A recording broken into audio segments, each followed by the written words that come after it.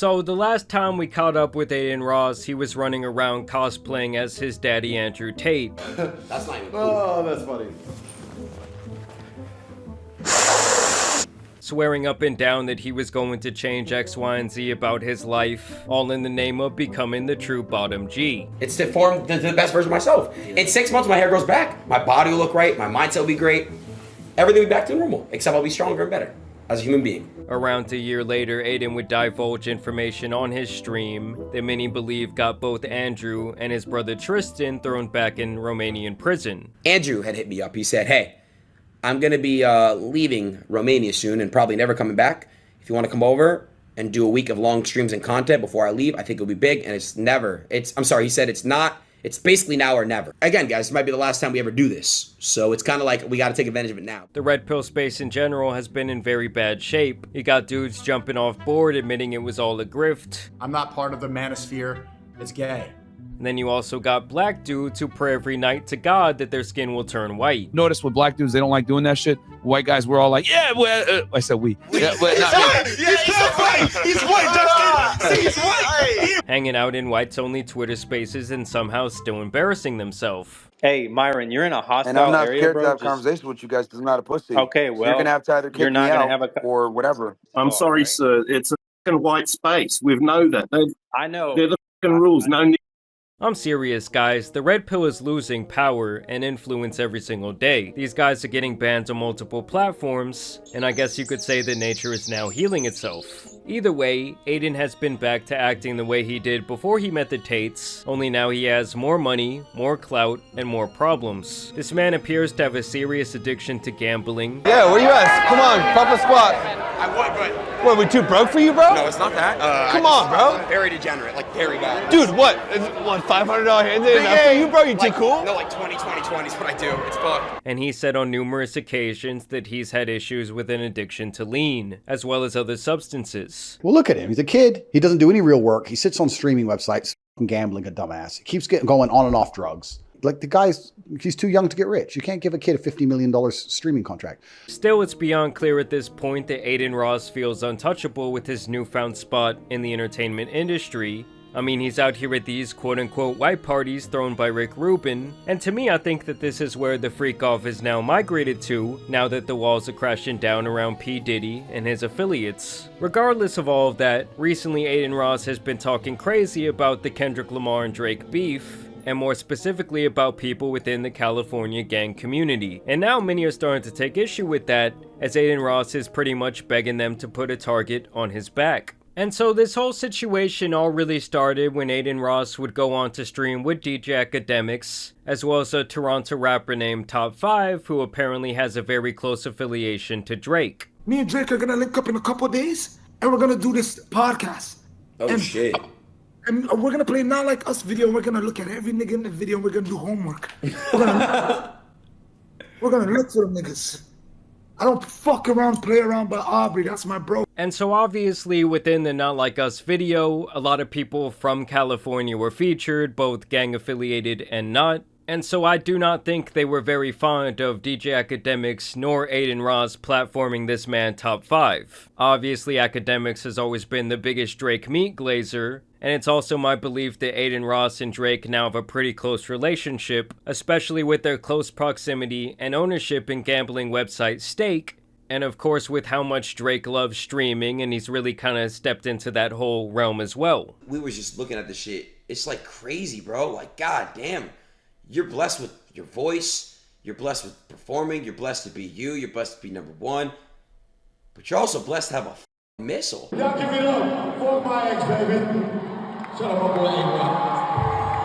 And when it comes to Top 5, you could say that his relationship with Drake might go a little bit deeper, as this guy Ryan claims that Drake helped pay the legal fees for rapper Top 5 who murdered a civilian named Hashim. Hashim's cousin spoke out against Drake and Top 5 in these Instagram stories. Toronto rapper Top 5 thanks Drake for paying his lawyer fees leading up to his trial. Shout out Big Bro Champagne Poppy for the lawyer fees, and Gary Grove for being the best lawyer in Toronto. To which the victim's cousin allegedly says, "Zero clue this was even a thing. This shit hit like a blow to the stomach. Just so we're clear, my baby cousin was murdered in the parking lot of his home." This is a trial about the murder of a kid, a child on the way home from a pizza place, not in no street politics, not a part of nothing. I used to appeal to this man, we all looked up to him. This is the wildest move. What the f*** are y'all doing? At Champagne Poppy. Hashtag justice for Hashim. And I guess this is the apparent mugshot from that situation. And here is the enlarged version of that original Instagram post, where he shouts out Drake as well as this 1812 Declaration of Independence ass lawyer he hired for allegedly helping him beat the case. And so then a lot of the guys who used to be host on No Jumper, who are obviously on their own platforms now, had this to say about the whole situation. He's from Canada, Adin Ross? Nah, he Jewish, nigga. Where he from? He like Florida. He like, turn this shit off. This shit Oh, trash. so Adin Ross tripping too? Oh, for sure. Nigga, slap your bitch ass, He Adin Ross. took his stand, right? And I believe all of these people, especially AD over here in the corner, have been affiliated with California gang culture for quite a long time. So then another guy named Smack would call into his live stream and had this message for Adin Ross. Well, one, who is he calling old? I ain't old. Right. And I swear to God, I'm gonna slap him, and even if his security is from LA, they gonna get slapped too. So if he comes with some out of town security, they really gonna get smashed. It's no fly zone for him. He just has put himself in an equation that he can't get out of. Adin Ross, no fly zone. Please let me know when you get to LA. Please, brother, sister, auntie, please, sweetie pie, please. So he's basically telling Aiden there that he doesn't like the things that he's been saying, and that California is no longer a safe place for him to be, and the second he touches down in LA, that he's pretty much going to learn his lesson. And like I told you guys before, recently Aiden's ego seems to be kind of off the charts, and so this was his response to those comments. LA, I'm not banned from LA, bro. I wish somebody would. I swear to God, I'm gonna go to LA, nobody's gonna do shit to me, I promise you, bro. I don't give a f. Like, you think I'm scared of LA? What? I lived in LA for years and years and years. I'm not banned from LA. F that old ass motherfucker on that podcast, bro. I'll smack the shit out of you. Well, not me, but I'm gonna have security smack the f out of you. Not me. I don't, but I'm gonna have security smack the f out of you and beat your ass. So he's basically having his Jack Doherty moment right here, even admitting that he's going to cause a problem and then have his security take care of it. I mean, we've already talked about the way these streamers use security in these completely inappropriate ways, and I wouldn't be surprised at all if he's serious about his claim here. I mean, we've seen what happened with Jack Doherty almost a year ago when his security guard knocked out that random unassuming guy at a Halloween party, and now that's turned into a massive lawsuit mess for him, so that could easily happen to Adin Ross, who obviously has a lot more money. And can we also acknowledge the very rare smart Sneeko moment here, as he kind of slides out the camera frame like Homer Simpson, obviously not wanting any part of this California smoke. I love all the Crips and Bloods in LA. Everybody's good. Kendrick people have no beef. I don't know. Go start a family. Go do some shit. Go play poker or chess. You're old. All right, get off the internet shit. It's not for you, buddy. And obviously Aiden is pretty much asking for a massive problem here. It's my belief that there's many people who do not have any sort of presence online who would be beyond ready to put an end to this type of talk, especially coming from a big streamer like this. And this situation kind of started bubbling up back in March, when the Kendrick feature from the song Like That would be released, and this was Aiden's response to that. Listen, bro, this is just corny as fuck, bro. But what you're not gonna do is disrespect J. Cole and Drake, because I know both their discographies like the back of my fucking hand. And I'm gonna be honest, the only one that I really did not really understand his discography, but I know he's talented as fuck and I like him, is Kendrick. Months later, when Not Like Us would come out, he would have this to say. Say, Drake, I hear you like I'm young. You better have a go to. But it's like, where's the proof? And this song is hard as but where is the proof?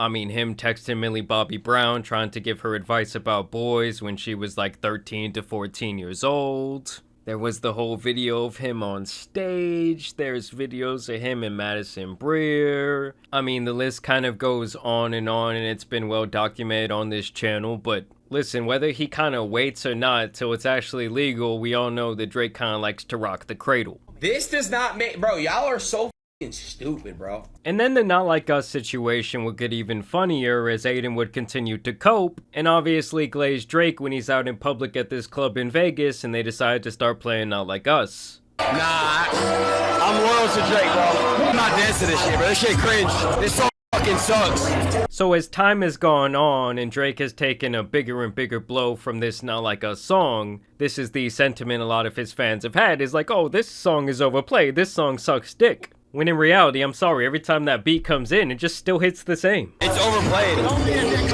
ass, bro. Oh, man.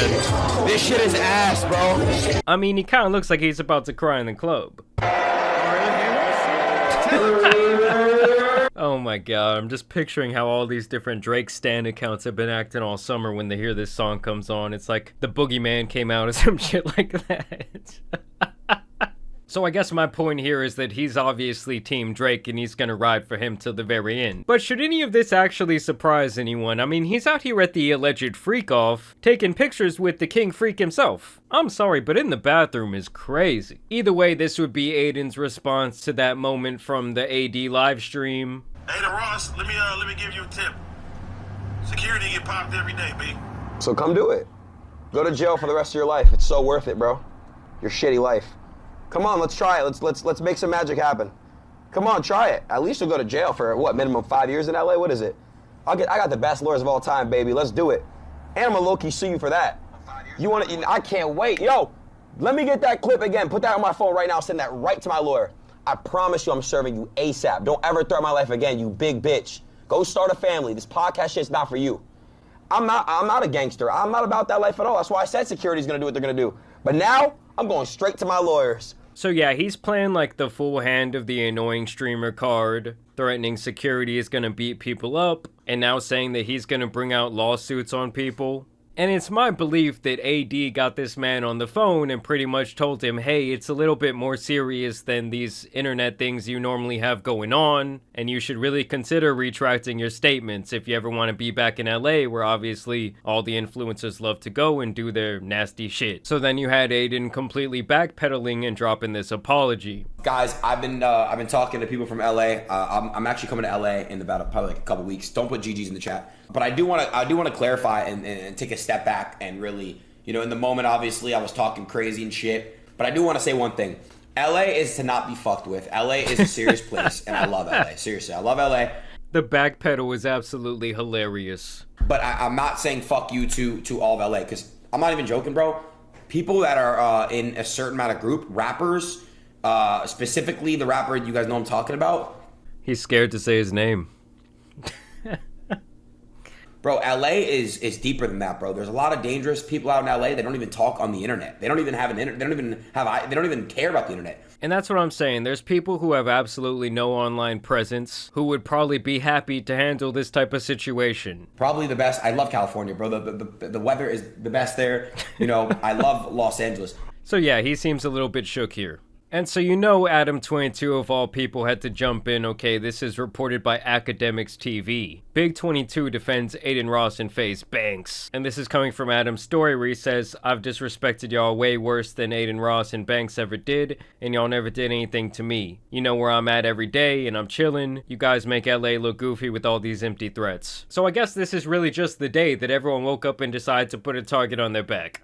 I gotta be honest with you guys, when it comes to No Jumper, I have not checked for them since Adam was giving his wife away on that reality TV show. And I told you guys back when that whole situation was going on, that was pretty much Adam relinquishing his spot in both the podcast and the internet game, and that he would now be known online almost exclusively as the guy who let his wife get piped out. Like I predicted back then exactly what would happen. Every time Adam now posts on Twitter or he posts on Instagram, the comments are just flooded with people trolling him. No one really takes him that seriously at this point. And I think as a whole, the No Jumper YouTube channel kind of lost most of its momentum. And I'm sorry to anyone out there who was like a huge fan of Adam or the No Jumper podcast, but this is just the guy he's known as now. It's like his whole gimmick. I know, Adam, I have respect for you. I would never do that. First of all, if you respect me, you'll f my wife. Huh?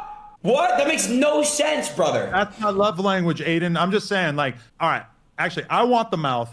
I want to get head while you do whatever it is that you can do to her cheeks from behind. And I truly believe that this man was 100% serious in saying that. But yes, Adin Ross, he's a fool, he has this inflated ego, and like many streamers these days, he's likely going to get himself into a bad situation at some point. Now I do think if there's one thing to remember, this tweet kind of emphasizes it. Kendrick Lamar in a big cave watching The Sopranos having no idea that Adin Ross and the state of Cali are going at it. Obviously, guys, we do not know if Kendrick even cares about this. We do not know if this guy who called into the AD live stream was really like one of his goons, as this tweet apparently claimed. I think that there's a much higher chance that that guy who called in is just like affiliated with California in some way. And he was just kind of trying to let people know that there are individuals who do not really tolerate that type of disrespect. But yeah, this was really just another episode of Streamers Are Stupid part 355. I do want to thank you guys for watching today's video, dropping a like and subscribing. I know the videos have been kind of sparse lately on my channel, but I'm definitely going to get back on that grind. I've just been taking some more time for myself, kind of taking a step back, but I think I'm finally ready to kind of come back completely full force. But I do appreciate y'all's continued support. But as you guys know, it's been your boy, the Tan Superman, and some other streamer drama out here needs to be covered, so I'm out. Peace!